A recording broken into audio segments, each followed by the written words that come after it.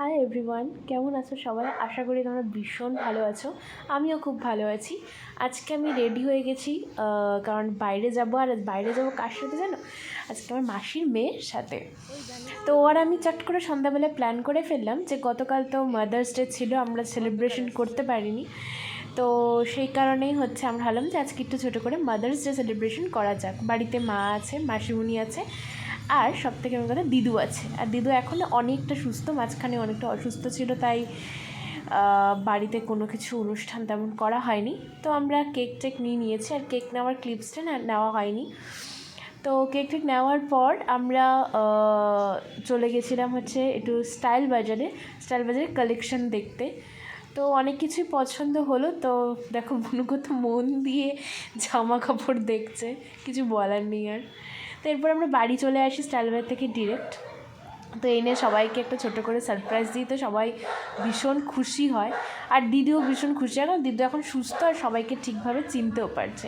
এরকম কেকটা নিয়ে এসছে আর কিছু চকলেট নিয়ে এসছে, কারণ আজকাল দিদু ভীষণ পার্ক খেতে পছন্দ করে। তা সবাই তো ভীষণ আনন্দ পেয়েছে এবং অবাক হয়েছে, কারণ সবাইকে না বলে বাইরে চলে গেছিলাম। সেলিব্রেশন করার পর দেন দিদু আর মা কেক কাটছে।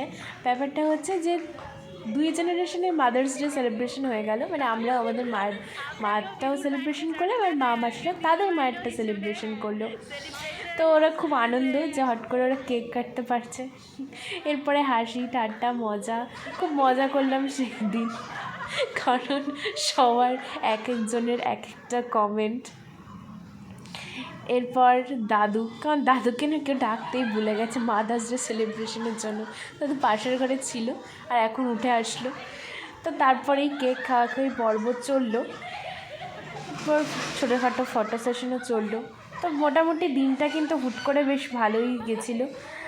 আর থ্যাঙ্কস টু মাম্পা, মানে অনিশা, ও এবার মাধ্যমিকে পাস আউট করেছে, তো সেই আনন্দ একটু ছোটোখাটো খুশি।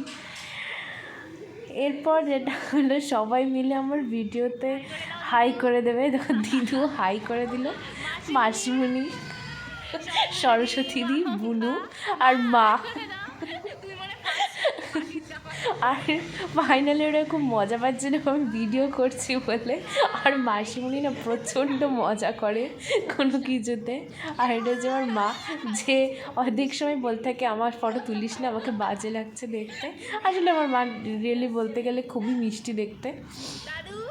আর এরপরে চলে যাই দাদুর কাছে। দেখো দাদু কিন্তু কোনো কথা নেই বার্তা নেই, টিভির ঘরে কিন্তু ঠিক চলে। আজকের মতো সবাইকে টাটা।